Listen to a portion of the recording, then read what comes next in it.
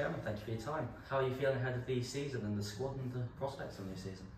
I'm feeling good, optimistic really. I think I said last season that we've got the best manager in the league, and I'd like to extend that now to the best assistant manager in the league as well. So we've got the best manager and the best assistant manager in the league. I've always said that, and I believe we've got that. Very committed, very meticulous, very thorough in how he comes across and does his business, and also honest, which is a refreshing change in football. Very honest, which is great, and that reflects on the squad that he's put together. And the squad he's put together, in my view, is if I'm an opposition manager, I'm trying to find weaknesses. I'm struggling in this squad, and the other great thing about it is he can switch the tactics around 2, 3, 4 times in a game, and make them all chase their tails. So the point is, I think we've got a great squad together, and then we've got some very exciting players. And always when you name one or two, you miss one or two out, which is not what I want to do. There'll be some unsung heroes as well, which is always the way in football. Cameron Hargreaves probably didn't get too many credits, but he was an unsung hero for us. And in the same way, probably McGammerman is another one that could be one of those. And but for my money, Ross Crane and Sobolski and Finn, just 18 years of age, played 40, 50 games for Fakenham. He's one that I think that with the other ones who will go a long way in football. And I think this season, to have them all gelled together, moving together, the way that they can work as a team, but they are all talented individuals at the same time, so they've got both sides of it covered. I think we're going to have a very exciting season, and that's what it's all about. If you get on the pitch right, the rest of it follows, and I'm hoping that we've got and the manager, and I'm sure he'll give you a better update than I'll ever be able to do, but from my perspective, it's looking very good. What sort of challenges have you faced in the off-season? Well, there's many challenges. Last season, I've got to be honest, we almost disappeared around Christmas time. There were a number of reasons and factors for that.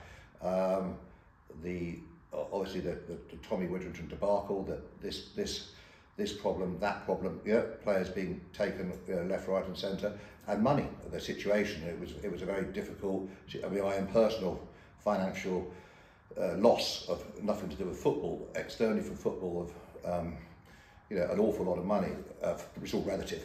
For me, a lot of money got us into a very tight hole, and so there's no question about it. Without Joe's help, we probably wouldn't be here. So Joe is, thank God for Joe, and we all prayed hard, and Joe was our answer to our prayers, and I think he's someone that will be. We'll probably discuss him later, but he's an important part of the club going forward. So that's great, and the challenge is always it's bringing money in at the top. We need the town to support us.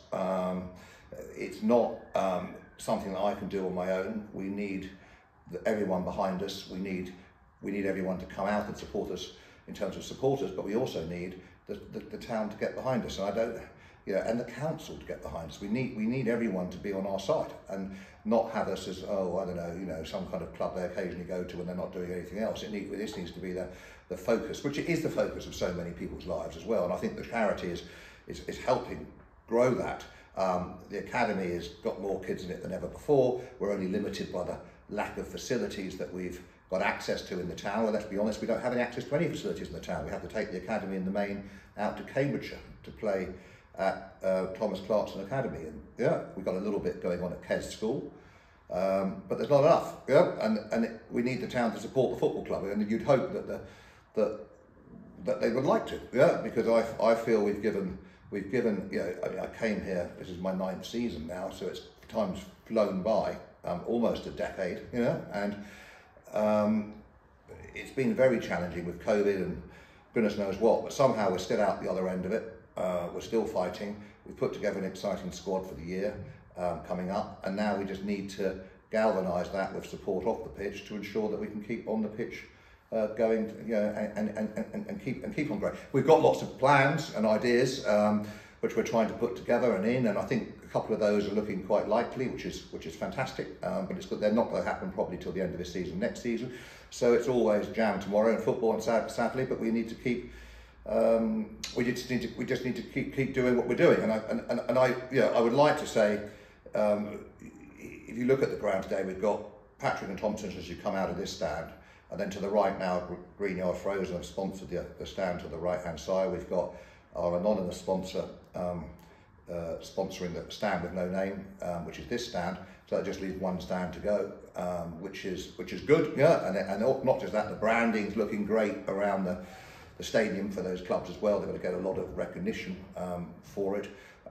So that's good, and really, I think that we've had Tony come on board with WWSA, the scaffolding company, is the academy sponsor, and he's also the arm sponsor for the first team.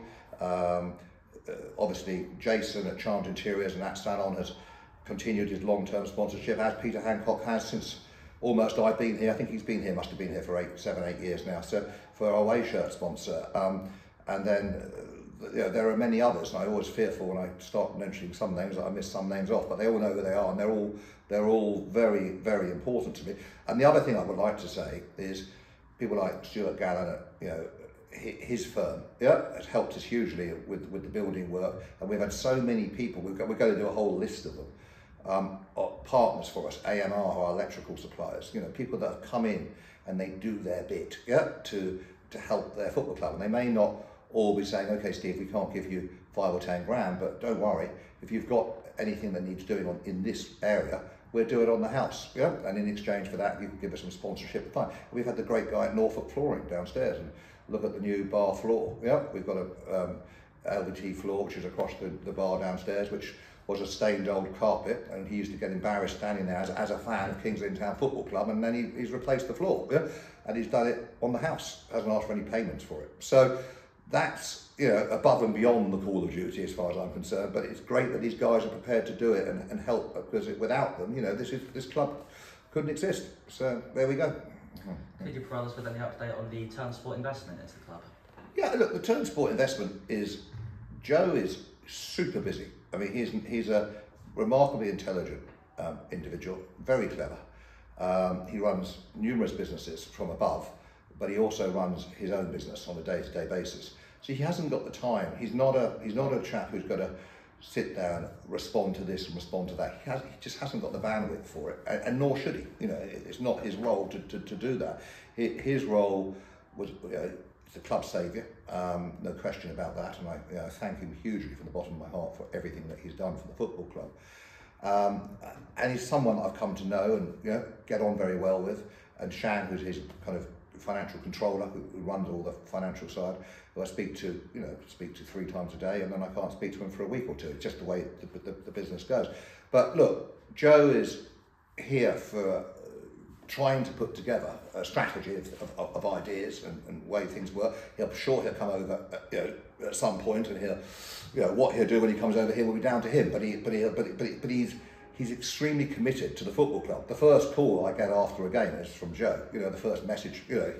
He's listening to it or watching it or hearing a commentary wherever he is in the world. So he's got the buzz, and the desire, for the club to do well. And it's very hard for him. And I tell you, it took in my opinion, huge balls, to be able to come into a club where we were last season, and have the faith, because what he had to believe in was really what I was telling him, because he's probably not been to Kings Lynn before. He doesn't know the club, doesn't know the ground, doesn't know the potential of where we could go. So what he actually was believing is what I was telling him, and then he had the desire to help, and to put his hand in his pocket and to help get players like Johnny Margetts in, which turned the season around. And he asked me what we needed. I obviously spoke to the manager, and I told him what the manager said. I told him he asked my opinion. I told him what I thought, and I said, and then he backed that. And that is quite extraordinary, because most people will speak to someone and then someone else, and then have a little meeting, and then they'll have another one, and then it will be referred to some head office. That's not how Joe works. He's got a flat structure. He turned Capital to a family office. He runs it. It's his, so he knows. He makes the decision. It takes 10 minutes, which means that if he buys what you're saying, and if he believes in what you're saying, and I don't put any spin on it. I just say, look, this is what we need. This is where I think you know, this is expensive or this is not expensive, but this is the outcome of it, and I try and give him both sides as an honest, because I have to be straight with people, because I have to be able to look them in the eye and tell them, you know, I gave them what I felt was true. You know? And I'm not saying you get it right all the time, but I felt that everything we gave Joe, the advice last season, was correct and right. It was borne out, and you know, it wasn't the most comfortable of seasons. We all didn't enjoy it. I mean, there was moments of it which were, you know, beating Scunthorpe at home, and yeah, we had some great moments, but it's still a very difficult season when you're not winning football matches. It's no fun for anyone, and the crowds drop off, and your money drops off, and and your bills stay the same or they go up because everything else goes down. So it's very hard, and I think we've that is quite a rare thing to have support. I know that if you look behind most of these successful clubs, Brackley getting the playoffs every year, they have a guy behind the scenes, which everyone knows the name, but doesn't really feature on any paper, putting the money in. There's always someone. In Radcliffe's case, there's several people putting the money in, I understand. I don't know what their names are, but it doesn't matter. But the point is, there's always someone helping and putting the money in. There's very few of these clubs. There are one or two. I think Halifax might make a profit in the National League, but there's very few that actually do make money. Now, I think there are ways of because it needs to be, ideally, not profitable so anyone makes money out of it, but it needs to be profitable so that the club can pay its own bills, because it's just better that way for everything to stand on its own 2 feet. And I think that I've got a few ideas. I think we've been very successful on selling players. I think we've sold more players than most other clubs, and we've sold them to all the divisions when you think about it, which is quite unique, because if you look at Joe Taylor going to the Premier League, and you look at other players like Sonny Carey going to the Championship, and lots of players going to League One and League Two, etc., and the National League and the National League South. So we've sold to everywhere. But the point is that to keep doing that, we've got to keep doing that. But that's not the only thing. You don't want to keep selling your players forever. What you want to be able to do is you want to be able to provide concepts and ideas, and and things that make ideas. And I think we've got a few of those, which I can't get the going away about coming in, which will also help. So I think.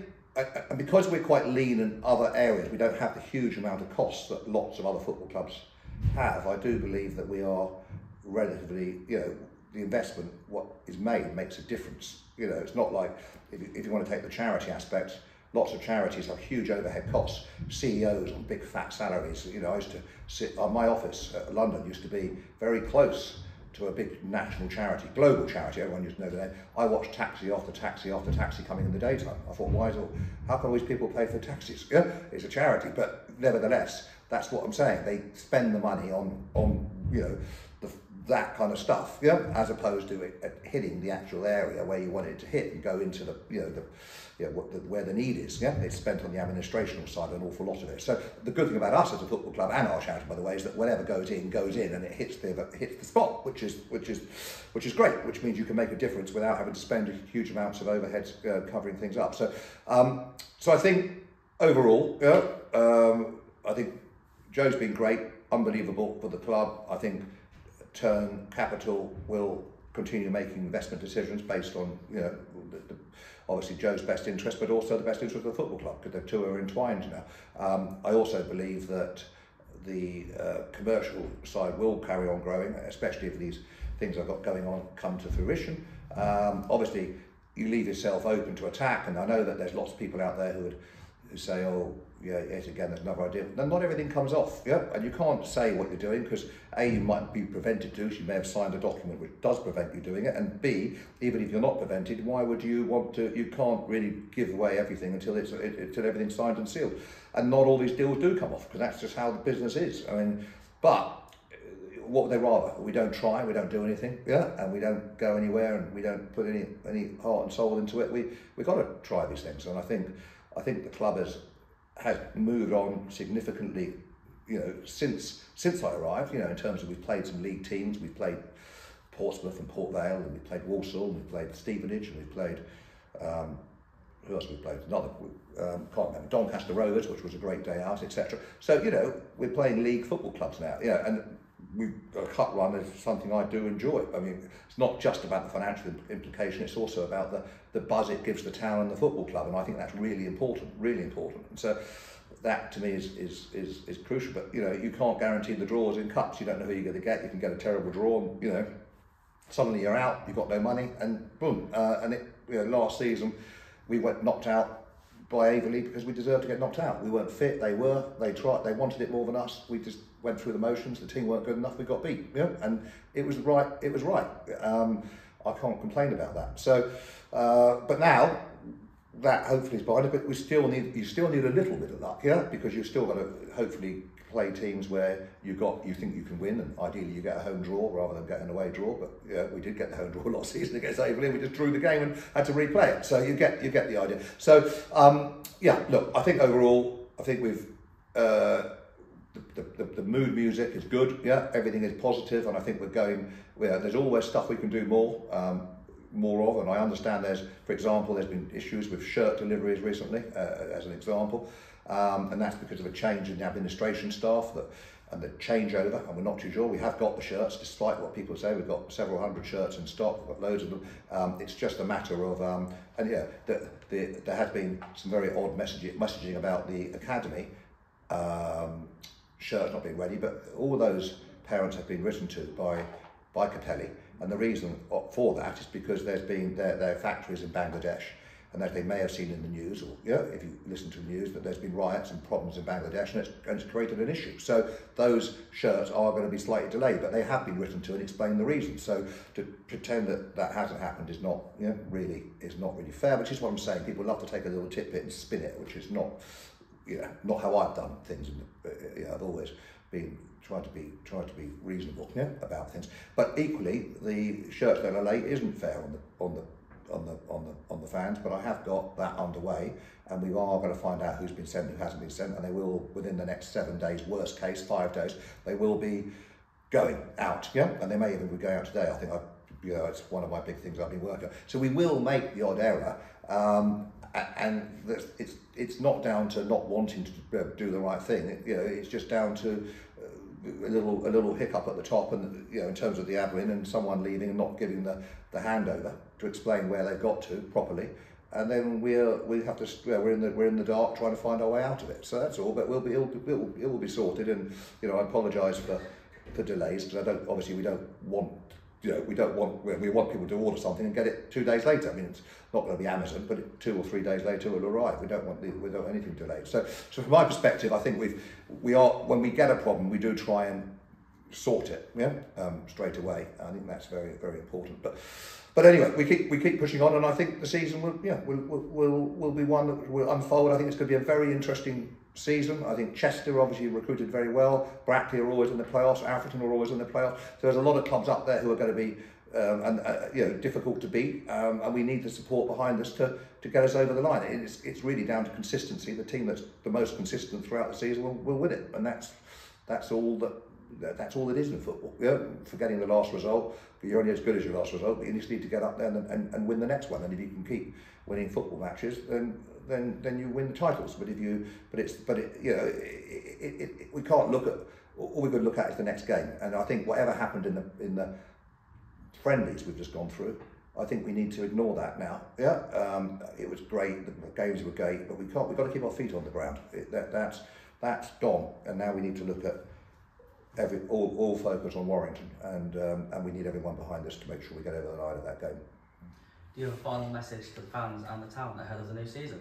Yeah, we just need everyone to get behind us and come, really. That's it. I mean, it's I love the support when I'm in the ground, spending time with supporters. I love to spend more time, but sometimes it's so busy running around today, or I'm here on what day is it? Tuesday today, isn't it? And I must have 6, 7, 8 appointments, something like that, and that's often the same on a match day, and that's why I have to, run around. But after the game, it's a lot easier because it's all died down. So I think fans are the lifeblood of any football club. Without fans, there is no football club. There are lots of clubs out there who haven't really got very many fans. We have got a lot, and they all turn up for the big games, like your FA Cup games, and they all turn up in their thousands for those games. And we just need now to galvanise everyone and push in the same direction. Say, okay, let's all give the team the support it deserves, which it does deserve. I fully accept last season we didn't deserve much support because the team wasn't very good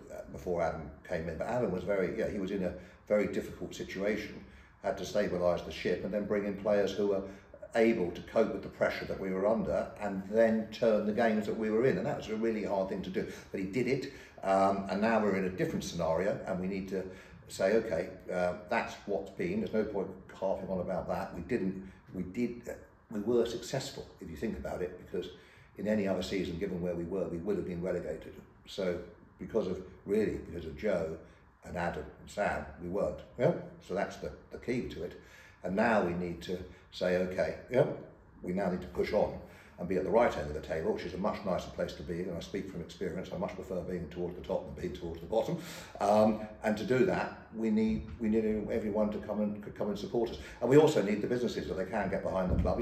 However, sponsor a game, sponsor a board. It doesn't have to be tens of thousands of pounds, £1,000 here, £1,000 there, just to show their support and say, look, we'd like to put our name on the wall to show that we're behind you. We can't come every game, but we'd like to show your thing. That kind of thing, it just helps. Yeah? And that's it. So I think that's really all we can go for. Our support on the roads. I remember when I first came to this club, we used to have 20 fans sometimes, maybe not even that. I can't remember once we went to Tiverton in Devon. I think maybe there was 7 or 8 people. Yeah, but now it's 70 to 100 to 150, and sometimes 300-400 when it's a local, derby. So it's changed, and people now are, my sons are pleased to be Kings Lynn fans. That's what they are. They're Kings Lynn. They're not.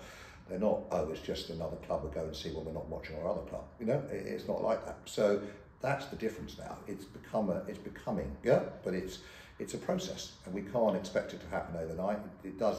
These things do take time, but I do think we've started on that road, and we just need to continue on it.